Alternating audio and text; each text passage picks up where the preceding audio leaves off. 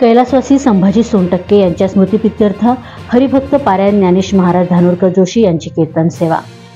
उस्माननगर येथील ज्येष्ठ नागरिक कैलासवासी संभाजी जळबाजी सोनटक्के यांच्या स्मृतिप्रित्यर्थ दिनांक 8 जून 2025 रोजी हरिभक्त पारायण ज्ञानेश महाराज धानोरकर जोशी पुणे यांच्या रसाळ वाणीतून कीर्तन सोहळ्याचे आयोजन श्री सिद्धेश्वर मंदिर उस्माननगर या ठिकाणी करण्यात आले होते।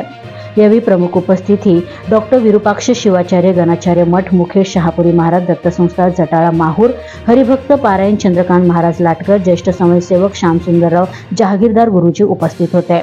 तसेच विशेष उपस्थिती लोहा कंधार मतदारसंघाचे आमदार प्रतापराव पाटील चिखलीकर, भारतीय जनता पार्टीचे जिल्हाध्यक्ष तथा नांदेड लोकसभेचे भाजपा उमेदवार संतुकराव हंबर्डे, सरचिटणीस डॉक्टर माधव पाटील उच्चेकर, RSSचे नांदेड विभाग संघ संचालक संतोष तिरमनवार, हिंगोली विभाग संघ संचालक शिवचंद्रजी देशमुख, माधवराव तांबरे, शिवस्तंभ देशमुख यांच्यासह सामाजिक, धार्मिक, राजकीय संघटनेतील अनेक कार्यकर्ते मंडळींची यावेळी उपस्थिती होती।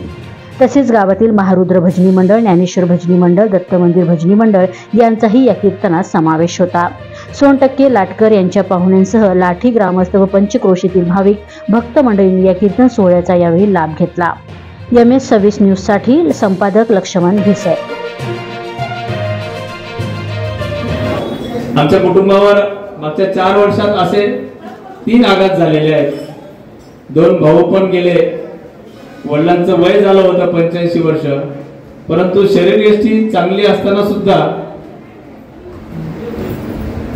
देवाच्या पुढे कोणाचं चालत नाही म्हणल्याप्रमाणे वेळ आली आणि आमचे बाबा निघून गेले, पण त्यांचा विचार सदैव आम्हाला मार्गदर्शक ठरणारा आहे। अशा अनेक संकटातून आम्हाला प्रेरणा जीवनामध्ये पुन्हा परत मार्गक्रमण करण्याची जी प्रेरणा सगळ्याकडून मिळते ती म्हणजे आपण सगळेजण आहात। सामाजिक क्षेत्रातले अनेक कार्यकर्ते, राजकीय क्षेत्रातले अनेक कार्यकर्ते, धार्मिक क्षेत्रातली संत महंत मंडळी, या सगळ्यांचा आशीर्वाद सदैव आमच्या कुटुंबाच्या पाठीशी राहिलेला आहे। आमच्या बाबांनी जेवढं आई वडिलांची सेवा केली त्या तुलनेमध्ये आम्ही त्यांची काही सेवा करू शकलो नाही, परंतु त्यांचे स्वप्न पूर्ण करणं, त्यांच्या आशा अपेक्षा पूर्ण करणं हा आम्ही आमचा ध्येयमार्ग हा प्रसंग आहे। त्या प्रसंगाने हा कार्यक्रम आयोजित केला। माझी आणि संभाजी गेल्या 70 वर्षाची मैत्री होती।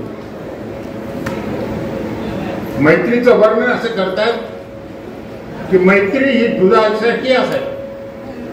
दुधाची आणि पाण्याची जशा प्रकारची मैत्री असते तशा प्रकारची मैत्री असावी। दूध ज्यावेळेस उतू जात असतं, बाहेर पडत असतं, त्यावेळेस ते पाणी शिंपडल्याबरोबर ते आत दुधामध्ये कितीही पाणी टाकलं, पाण्यामध्ये कितीही दूध टाकलं तरी त्याचा रंग बदलत नाही, ते बेरंग होत नाही।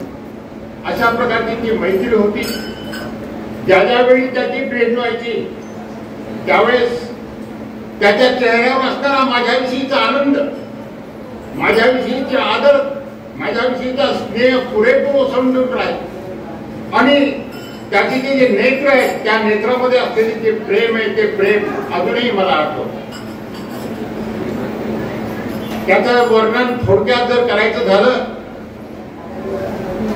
कभी कुछ तो भी नेकी के बेर चुन ले, कभी कुछ तो भी नेकी के बेर चुन ले, तभी तो तेरे झोपडी में राम आए। थोडे तरी आपल्या जीवनामध्ये नेकी असते पाहिजे तरच आपल्या झोपडीमध्ये राम येतील असं त्या याच्यामध्ये सांगितलेलं आहे। नेकीनं अशा प्रकारचा व्यवहार आयुष्यभर राहिला, मनुष्य आपल्यावर प्रेम करतो असं अनेक काही सिद्ध झालेलं आहे। मला एक रथाकालीन काळातली एक गोष्ट आठवते। एक मोठा श्रीमंत अशा प्रकारचा माणूस सर्व घरदार सोडून एकटाच बाहेर निघाला। त्या ठिकाणी निजामाचं राज्य नाही, त्या निजामाच्या राज्यामध्ये तो जाऊ लागला। त्याला एकाने विचारलं, अरे ते लेकरं बाळ इथंच आहे, तुझी संपत्ती इथंच आहे, तुझी जमीन जायदाद इथंच आहे। तो म्हणाला, जीव कुठेही मिळणार नाही, ही लेकरं बाळ ही संपत्ती मी कुठेही कमावी, मी पुन्हा तिथे जाऊन लग्न करीन, लेकरं बाळ होतील, परंतु हा जीव पुन्हा मिळणार नाही असं स्वतःवर प्रेम करणारा माणूस आहे. आणि संभाजीच्या जीवनाकडे पाहिलं तर सगळ्यावर त्यांनी प्रेम केलं.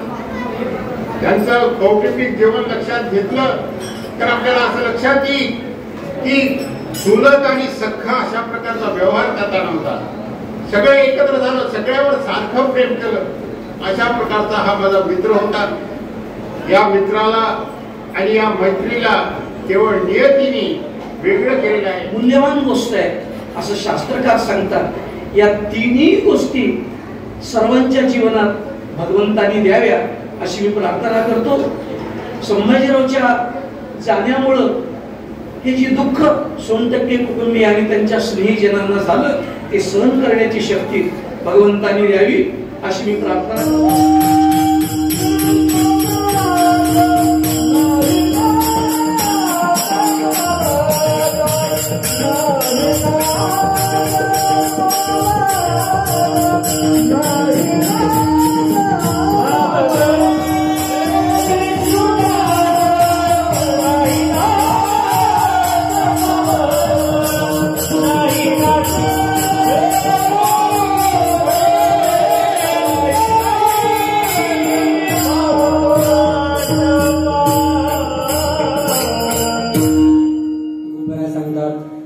संतांनी विष्णुदासांनी हे सामर्थ्य, हे नित्यत्व, ही संपन्नता कशाच्या आधारावर प्राप्त केली?